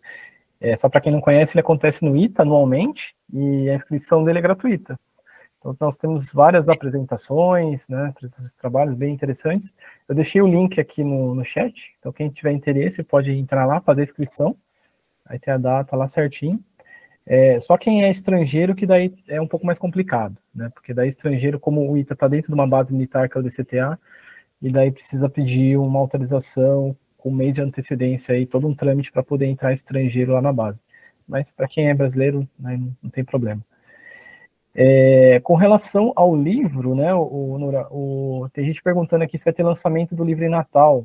Talvez você pode falar um pouquinho aqui sobre isso, responder a pergunta, mas também que você tinha me falado que já está disponível, né, na Amazon, em alguns sites aí, né?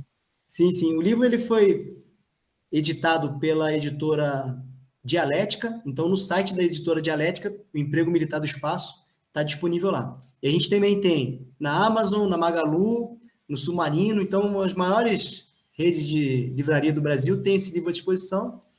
E eu vou fazer o lançamento aqui em Brasília no dia 6 de outubro, na livraria Sebim, no CIG, no dia 27 de setembro, e no Rio de Janeiro, no ICAER, que é o centro nosso no histórico, centro histórico do Comando Aeronáutica, no ICAER, no dia 29 de novembro. Então, cada mês eu vou estar numa capital dessa, e infelizmente, Natal, ninguém me convidou ainda. Então, se quiser me convidar, a gente tem agenda aí, estamos à disposição. Excelente cidade. Ano passado eu estive lá aplicando a prova do vestibular do ITA. Muito boa, gostei bastante. Vale a pena, então. Tem uma pergunta aqui do Roberto Caravaz. Eu não entendi muito bem se era para você ou se ele colocou no chat para discussão, mas ele pergunta onde é possível acessar, resumidamente, as licenças e patentes brasileiras empregadas pela Força Aérea Brasileira. Eu não sei não, mas eu sei quem sabe. Tem um militar que trabalha comigo, o capitão da Mata, ele fez uma patente sobre como melhor utilizar o combustível do SDC usando os aquecedores do satélite. O satélite tem um sistema térmico bem complexo e ele puxou desse sistema térmico uma maneira de usar e aumentar a vida útil do satélite. Aumentou a vida útil em 3 meses. Então, entre em contato comigo aí depois, eu tenho canal no YouTube, blog, LinkedIn, Instagram, entre em contato comigo, que eu te ponho em contato com o da Mata, ele vai explicar tudo aí, como é que é, para fazer a patente, aprovar o processo, ou então só consultar, mas ele percorreu o circuito todo. Pode falar, Roberto. Opa, Nova, Tenente Coronel Caracas, aqui do Comando da 10ª Região Militar, Fortaleza, Ceará. Tudo bom? Nosso maior abraço aqui da Infantaria, especialista em guerra eletrônica também. Eu sou mestre em propriedade intelectual e transferência de tecnologia para inovação pelo Profinit e Instituto Federal do Ceará. E a gente está trabalhando junto com o INPE aí no projeto PI nas escolas, né, para levar para o sistema colégio militar essa linguagem de patentes, marcas, né? E por isso dessa curiosidade, né? O Exército ali trabalha através da Agitec, né? Nossa agência de tecnologia e inovação, ela tem, inclusive, as estatísticas da produção de patentes do IME, né? Do CITEX, né? Nós temos da mesma forma que a Marinha e a Aeronáutica, nós temos nossos campos de teste, de instrução, né? E, como você falou, né? É uma coisa que é inevitável. Daqui a pouco tempo, a Força Aeroespacial Brasileira vai ter que ser criada com um trabalho conjunto, como foi a criação da Força Aérea, né? Pegando aqui na época, buscando um pouco da história, usou o pessoal da aviação da Marinha e do Exército, né? Aí criou a Força de Asa Fixa. E hoje as três forças já têm suas forças de asa rotativa, né? E com grande espectro de utilização. E fazendo toda a conjunção, né? A parte aeroespacial, o apoio terrestre e apoio marítimo, né? Então, é uma coisa que é inevitável, né? Então, foi um prazer muito grande receber essa tua palestra aí, porque revigora a gente que trabalha na área, que gosta de fazer a pesquisa, colocar a estatística para todo mundo saber, né? Lógico, temos coisas que são segredo industrial e a gente não pode abrir, né? Porque exatamente o nosso diferencial como Brasil, né? Em relação ao estrangeiro. Mas estamos aí e, se possível, depois a gente realmente trocar figurinha, vamos aí para contribuir. Muito obrigado, Coronel. Prazer em conhecê-lo. Obrigado, Coronel Caracas. Bom, pessoal, então, obrigado aí pelos comentários. Se alguém mais tiver mais alguma pergunta, pode levantar a mãozinha aí, pode falar, ou escrever no chat. Enquanto isso, eu gostaria de fazer a minha pergunta, Onura. Minha dúvida seria a seguinte: qual que seria o desafio tecnológico, na sua opinião, hoje, né, principalmente nessa parte de controle de satélite ou alguma outra tecnologia na parte de subsistema, dentro da parte de SDA e SSA, que você enxerga? O grande limite da atividade hoje são sensores. Então, não é só um problema nacional, né? Os grandes dominadores dessa ciência, eles não abrem isso, né? Então, a gente tem Inglaterra, Canadá, Estados Unidos, Rússia, China. Então, eles têm grandes sensores e aí meio que esse seria o grande gargalo, né?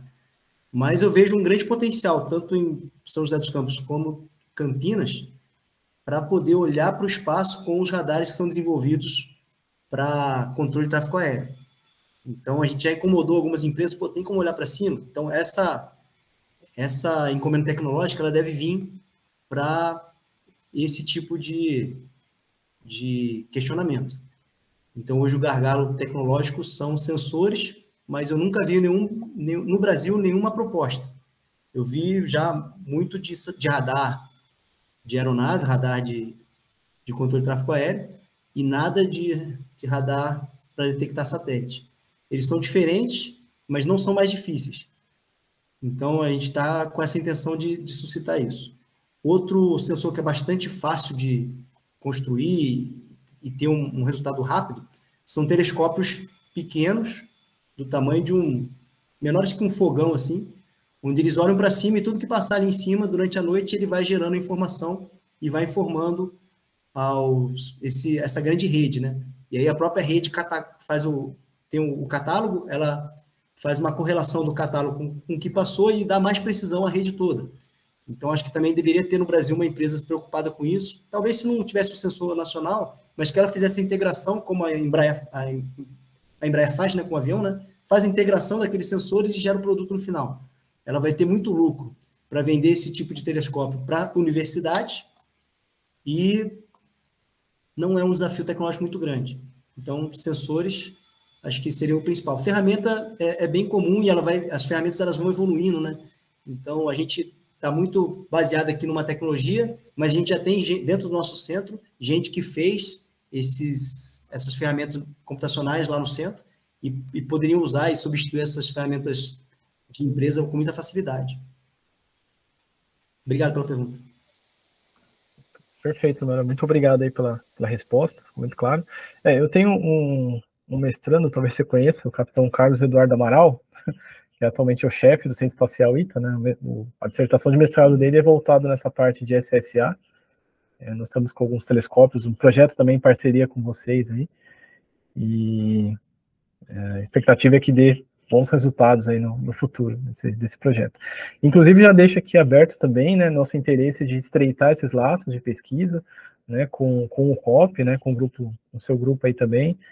Temos sempre bons alunos, né, do ITA, e a gente pode desenvolver trabalhos em parceria visando aí melhorar a questão de otimização de manobras, otimização de combustível, novas estratégias de controle, guiamento, navegação e controle, né? Tudo isso aí o pessoal tem trabalhando bastante aí nessa parte. Então, nosso interesse aí é tentar ajudar cada vez mais a Força Aérea Brasileira.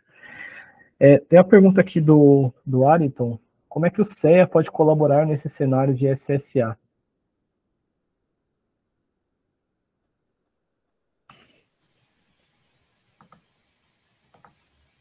O CEA já contribui, né? Sempre que a gente tem um lançamento de um foguete mais simples que tem, ele já está chegando a 100, 150, 200 quilômetros. E aí ele começa a entrar em várias órbitas que estão sendo utilizadas por satélite. Então, qualquer lançamento que é feito hoje na Barreira do Inferno ou no Centro de Lançamento de Alcântara, a gente já entra em contato com os especialistas, pega a dinâmica de voo desses foguetes. Aí fazemos em nossos computadores a previsão, baseada no catálogo, e a gente manda para os americanos também. Os americanos fazem a mesma análise, a gente compara as duas e até o momento de todos que nós fizemos foi bem semelhante os resultados. Então o CEA hoje, já com seus lançamentos, já fornece informação para a gente, faz a previsão, a gente estabelece uma janela de lançamento e sendo feito o lançamento naquela janela não há problema de conjunção. Então, esse trabalho já é bem feito com o CEA e a gente tem resultados muito positivos. Essa soma, assim, porque quanto mais importância, mais trabalhos em cima, a gente vai ter um desenvolvimento espacial mais robusto. Isso aí vai fazer com que mais empresas se comprometam, se vejam o lançamento em Alcântara como algo mais seguro, né? Então, saindo a Lei Geral do Espaço, que vai dar segurança jurídica, a gente melhorando esses processos de cálculo de órbita, cálculo de trajetória de foguete, melhorando essa janela, cada dia melhorando a infraestrutura de recebimento desses foguetes lá em São Luís, em Alcântara. Então, cada esforço nessa área faz com que a gente tenha um futuro mais garantido na parte espacial daquela região. Perfeito. Obrigado, Nora, pela resposta. Obrigado, Ariton, pela participação. Passo agora a palavra para o Guilherme, fazer a pergunta dele. Boa tarde, Coronel Nora. É um prazer conhecê-lo. Eu queria puxar uma pergunta que surgiu da sua resposta para o professor Wheeler sobre sensores. E como o senhor vê a aplicação de sensores do tipo antenas receptoras em SDA, por exemplo, para cálculo de órbita, talvez? Você vê esse tipo de sensor também sendo utilizado? Só receptora, só passivo. Isso. Você perguntou a pessoa certa. Você perguntou a pessoa certa. Lembra que o F-117 americano, o Nighthawk, né, o avião invisível, o F-117, foi abatido na Guerra da Bósnia, em 1993. Aí, passou-se um tempo, tal, esse pessoal começou a desenvolver esses radares passivos e começaram a vender pelo mundo para detecção de tráfego aéreo normal. Só que eles funcionam muito bem quando a gente tem excesso de onda eletromagnética naquela região. Então, se eu colocar uma antena passiva, eu colocar 3, 4 antenas passivas nos prédios de São Paulo, o que estiver passando em cima da cidade de São Paulo, ele vai localizar com uma grande precisão. Mas sair um pouquinho da região de São Paulo, onde a onda eletromagnética já não é tão abundante, a gente perde essa capacidade. Então, o fato dos radares passivos eles serem muito dependentes de outros sensores, e o Brasil ele é praticamente inabitado em grande parte do seu território, a gente tem essa carência de utilização, tem essa carência de ondas eletromagnéticas para gerar sensibilidade nele. Para espaço, eu ainda não lembro de nenhuma empresa oferecer essa proposta. Um radar passivo espacial. Talvez o meu ponto, Coronel, seja, por exemplo, a utilização de antenas para determinação de órbita de satélites que emitem beacons, esse tipo de sinais. Como, por exemplo, a antena de Cuiabá para o satélite Amazônia, só que é um caso, né, operador satélite. É um caso, como nós temos muitos satélites sempre emitindo beacons, talvez a utilização desse tipo de sensor para rastreio desse tipo de objeto em específico. Poxa, precisa estudar isso, eu realmente não sei não. Uma boa pergunta. Uma boa pergunta. Não sei não. Uma ideia, né? Eu já estudei bastante isso porque realmente é uma tecnologia que vem me assombrando. Porque logo quando eles tentaram vender isso para o Brasil, eu fui contra. Eu fui contra, que eu falava, não, tem que ter muita emissão eletromagnética para excitar, para aquilo refletir de um alvo e chegar na antena, então eu sou contra. E aí, enquanto não bomba isso no mundo, eu estou bem. Mas o dia que bombar, nem vai me derrubar. Agora, imagina que o objeto já emite por si só essa onda eletromagnética, porque ele tem um beacon. Que é o caso do drone. Ele é muito bom para localizar um drone. Que o drone está emitindo, então ele vai detectar a emissão do drone. Mas para algo que não quer ser mostrado, aí ele é bem ruim. Sim. Mas para satélite eu vou estudar isso aí, porque eu nunca imaginei, não. Obrigado, Coronel. Valeu. Obrigado, Guilherme, pela pergunta. Wagner, gostaria de fazer uma pergunta aí para o Coronel Noura. À vontade. Boa tarde, Noura.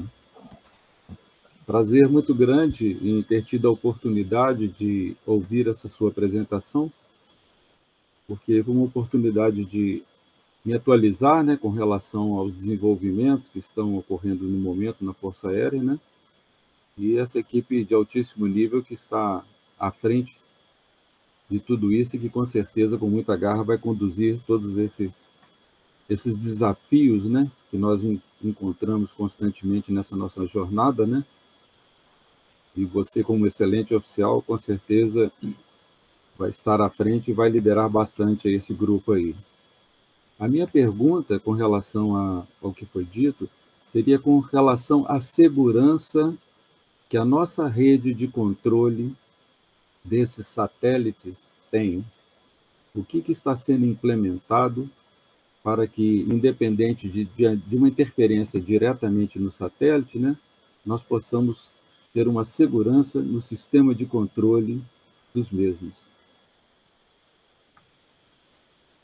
Coronel Wagner, muito obrigado. Coronel Wagner é um dos criadores da atividade de guerra eletrônica no Comando Aeronáutica.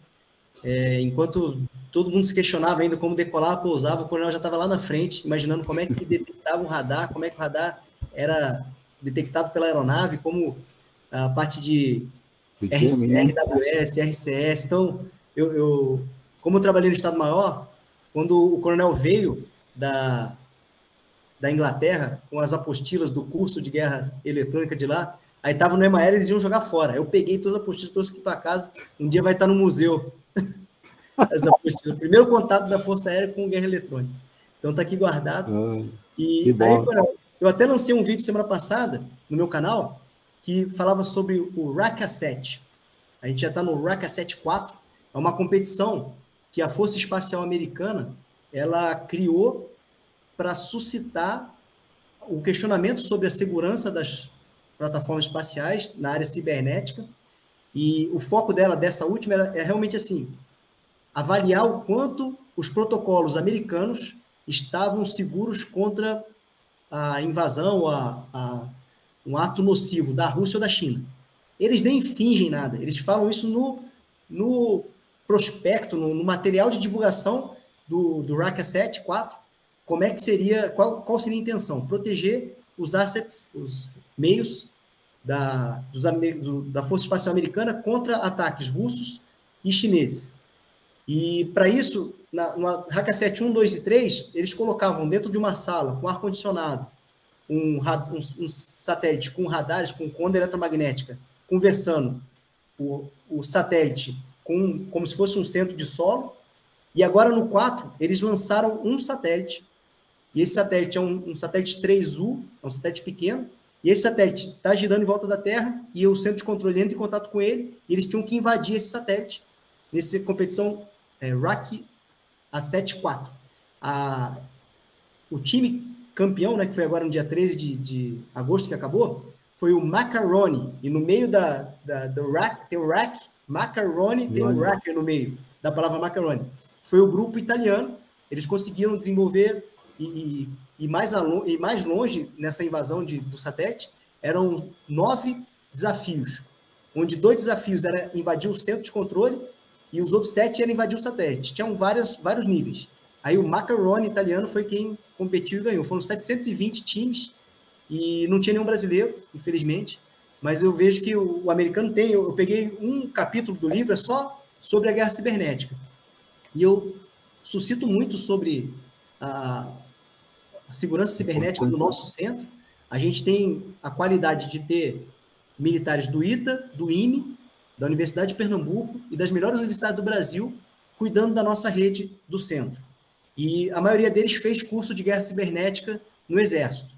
Então, se o nosso centro for invadido, tiver qualquer tipo de ameaça, né, ele vai saber reconfigurar e se defender o mais rápido possível. Mas é o melhor que a nossa comunidade brasileira podia fazer. Não tem melhor. É IME-ITA, Universidade de Pernambuco e as melhores universidades do Brasil. Os militares que estão lá hoje, capitães e majores, são o melhor que a nossa sociedade pôde formar de pessoa capacitada nessa área. Então, se eles não conseguirem, vai reconfigurar, vai preparar tal, né? O senhor imagina que em 2014 a gente teve que projetar a segurança do SGDC. E o SGDC vai estar no espaço até 2032. Então, imagina o quanto de robustez que a gente colocou lá, né, para ele ser seguro. E a gente sabe que a qualquer momento um menino de 17 anos lá no segundo ano da faculdade vai achar uma brecha, a gente vai trabalhar nela. Mas a gente não é inocente de achar que nós somos seguros, estamos sentados num trono. Não, a gente está trabalhando para caramba. E aí tem os melhores caras lá e a gente monitora a rede direto, tem retirada de pacotes e análise, temos a parte de espalhamento espectral e criptografia para embaralhar a mensagem. Então, a gente... O algoritmo é desenvolvido aí? Sim, sim. Então, meu trabalho na França era garantir que a gente tinha um nível de segurança e a gente estabeleceu uma meta que era um degrau acima do padrão europeu e americano. Então, temos uma queda de desempenho, mas também é uma segurança maior para os 18 anos de vida do satélite. Então, a gente teve essa preocupação. Mas é uma briga de gato e rato, né? É só eu falar que é bom pra caramba, que agora à noite... Surge alguém, né? Mas obrigado pelo prestígio, Coronel. Muito obrigado mesmo. Eu que agradeço aí, viu? Só excelente. Uma honra. Muito obrigado mesmo. Forte abraço. Senhor. Obrigado, Coronel Wagner. Muito feliz em saber aí dessa presença ilustre aqui no nosso seminário de hoje. Bondade. Obrigado pela participação. Já deixo o convite aí para os próximos, né, para todos também. Quem tiver interesse aí sempre está participando aqui, está presente aqui prestigiando aí o nosso trabalho. Perfeito, muito obrigado. Obrigado. Pela gentileza. Mais alguém, pessoal? Mais alguém tem alguma pergunta? Comentário? Muitos comentários aqui de parabenizações, né? O pessoal está muito feliz e agradecendo aí a palestra, Nora. O pessoal gostou bastante.